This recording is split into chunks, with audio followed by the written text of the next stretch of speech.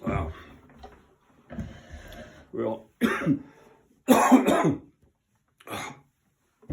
breathed in wrong there for a second. It's, I think it's Friday, 21 November 2025. And I'm thinking about a truck driving trip I had one time. I worked for a guy named Lyle Rorda, hauling, I don't know, he pulled several kinds of loads. Mostly hopper is what I was running for him. He was subcontracted to a guy named Zylstra, I don't know, Iowa, central Iowa, someplace. So it's not in my head right now. But I had gotten this load. I was driving a cab over Kenworth with a 4 1/4 cat in it. I don't know, must have been back around 1990 or something. Hard telling, I'd have to look that up. I've got logs that show that I was driving over 3.5 million miles by the time I quit driving truck. And actually, I'm not done yet. I've taken another job with a guy named Poindexter down the road, part-time, fill in. I got my accounts in order and ran up the credit card, going out and doing some leadership training. It's good stuff. Cost a bunch. I'm glad I did it. But now I've got to pay the credit cards off, so I'm not paying interest on all that crap. Anyway, Lyle Rorda driving his truck. I was driving up into Billings, Montana with a brand new 53-foot trailer loaded with reject brake parts from John Deere Corporation. And well, let's see. I'd been smoking a little weed with my brother before I took that load. Drove all night, went from where the heck was I? Somewhere here in Illinois. Probably picked up around Chicago there and dropped down here into Colfax to hang out with my brother. And no, that can't be right. Someplace, it was in Iowa. Yeah, I picked up the load in Des Moines and headed up to Billings, Montana. And then I drove that part straight through, and then it was going to be on up into Calgary to take this return load back up into Canada. But I got into Billings and laid down and slept for about 10 hours.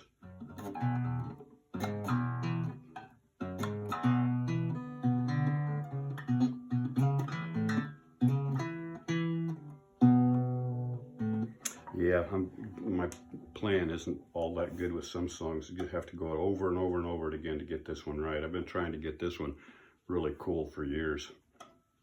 I don't really practice enough to be anything proficient as a guitar player, but it's fun to plunk around here.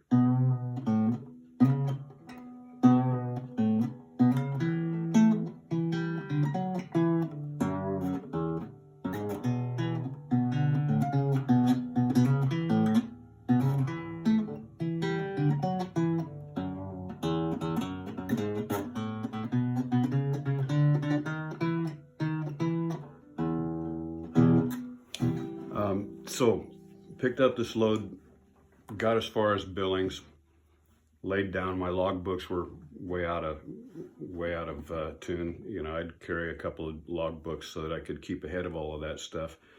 Drive a lot of hours, and I'd just drive and drive and drive until I get tired.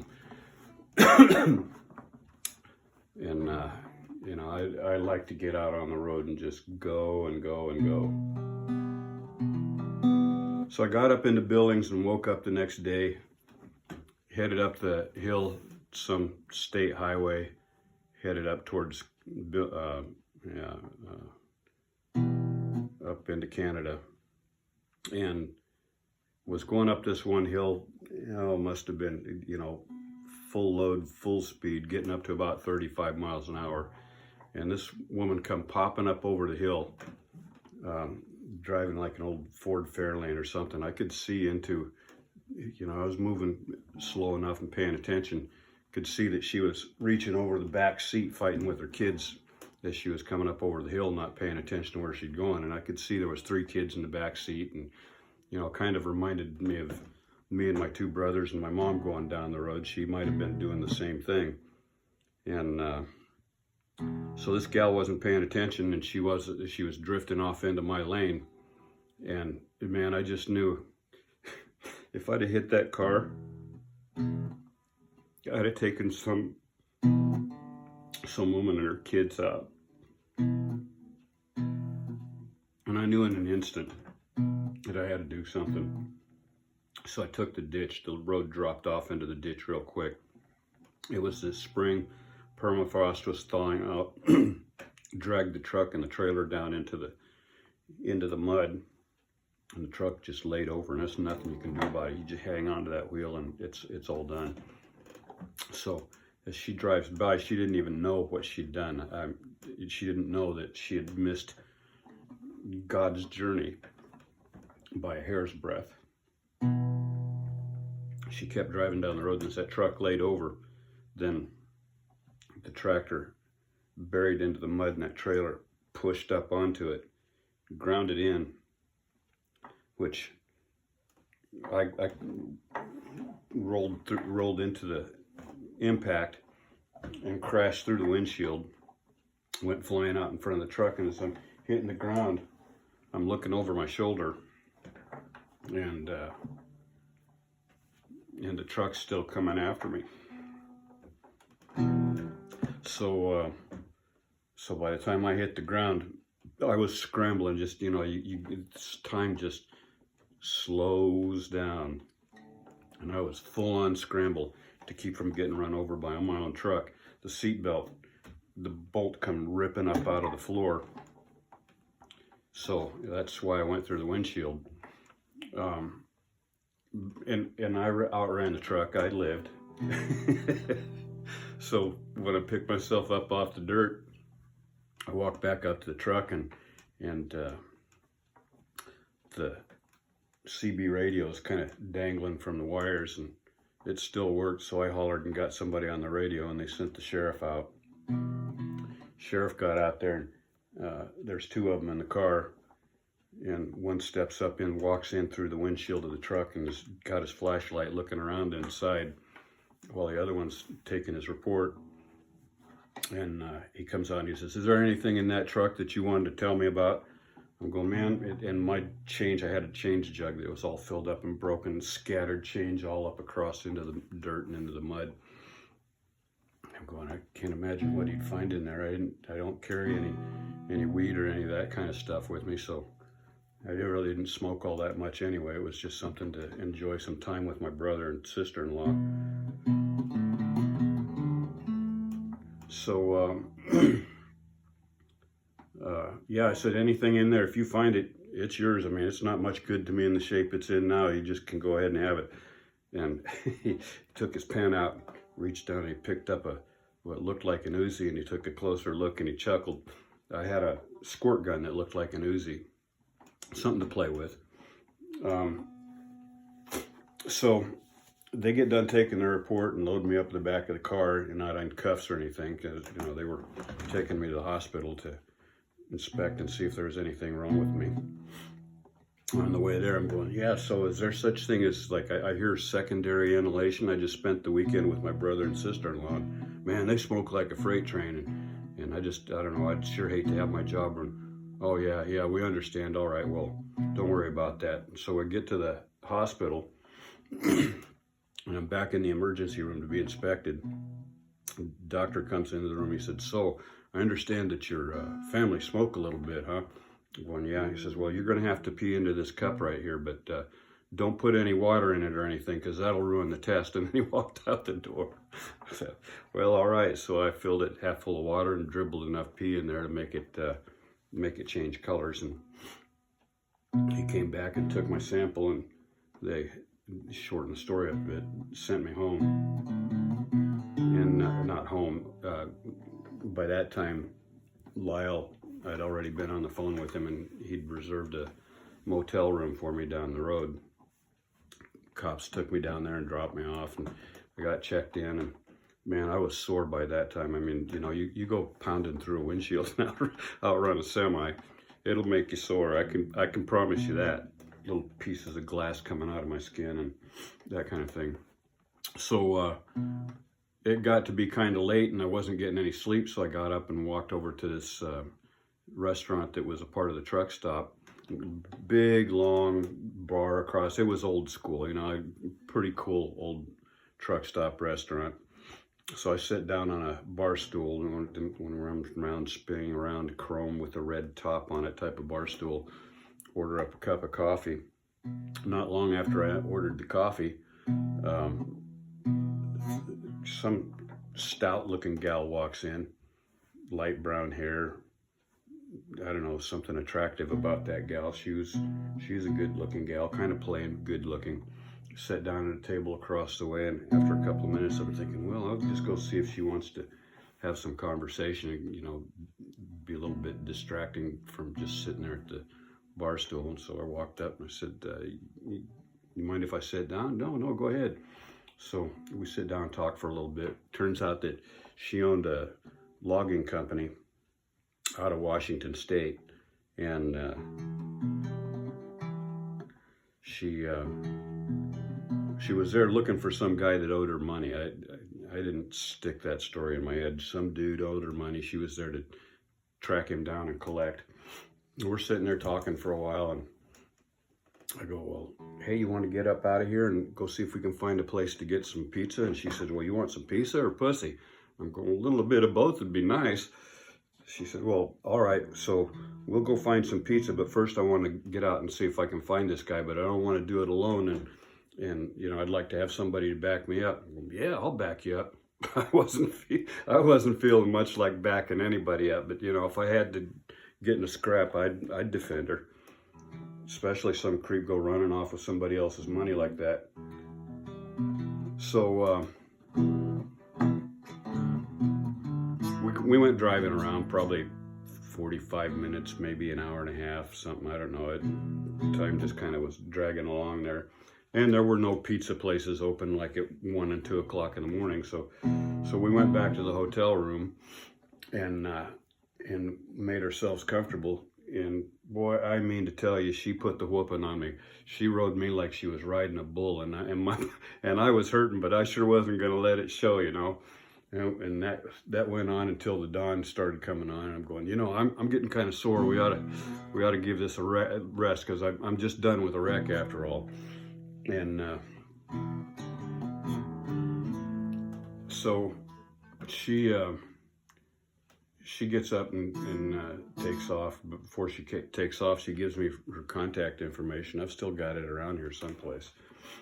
But said that she'd sure like to have somebody that would have her back while she's trying to run her business, and maybe help her in the office, and she'd hire me since I was out of a job anyway. And I'm going, well, I'm not out of a job. I'm going to take care of my boss's truck.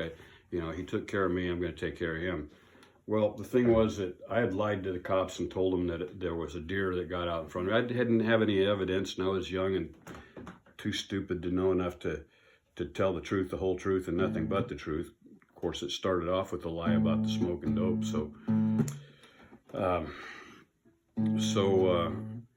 Yeah, I told him that there was a deer that ran out in front of me and ran me off into the ditch. And so I was sticking with that story, and I told Lyle, you know, the same story. And he said, well, let's get you back, and when I get a truck up there to put what's left of my tractor on a trailer, then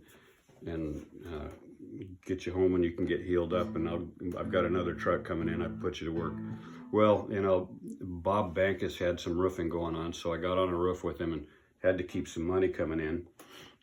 But so it got to a point where Lyle kept putting me off, and this is when I learned about being starved out. You know, guess I can't blame him. If you wanted to get rid of a driver, you don't want to end up having to pay unemployment and have that coming out of your insurance.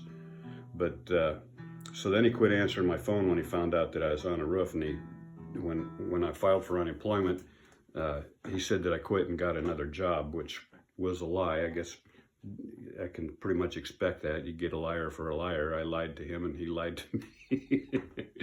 So yeah, I drove for Lyle for a while, and then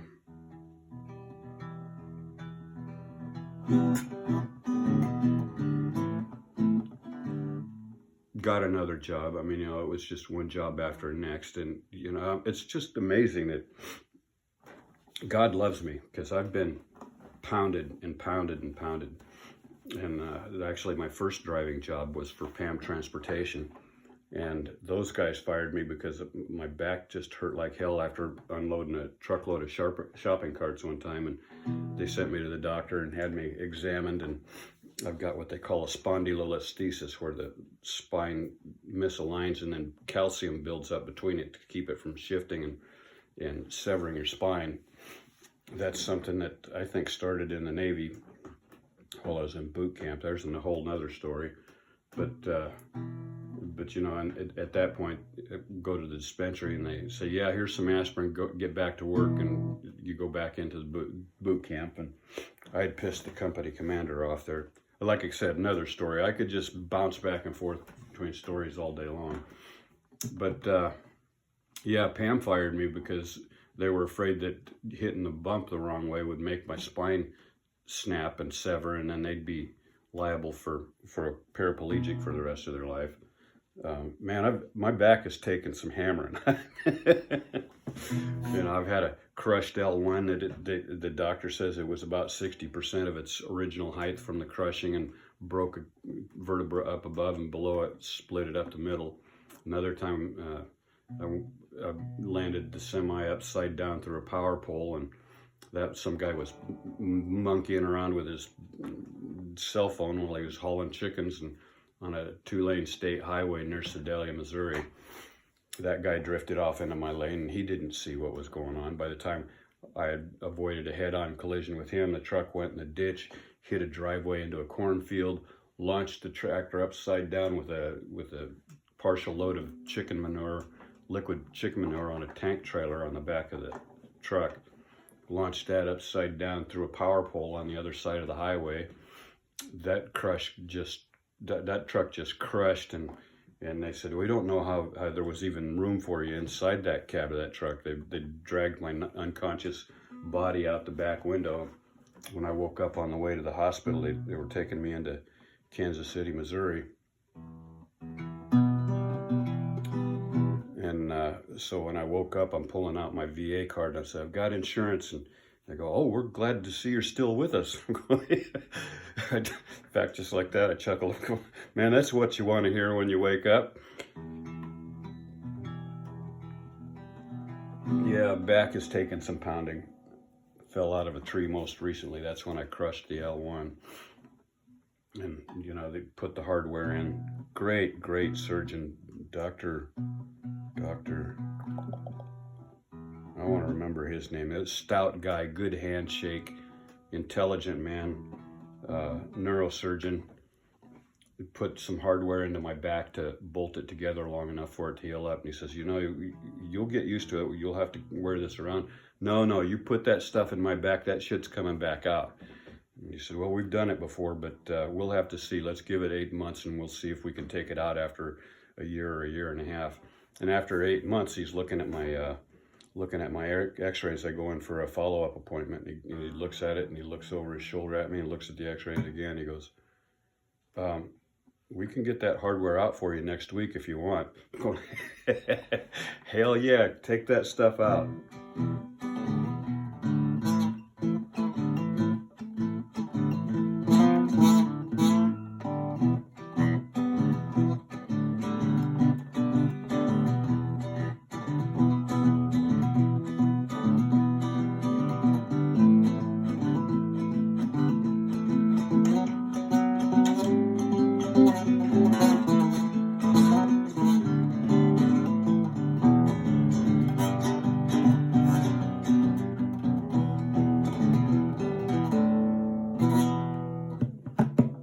Yeah, I guess that's all I've got for that story for the day. Have fun. It takes practice.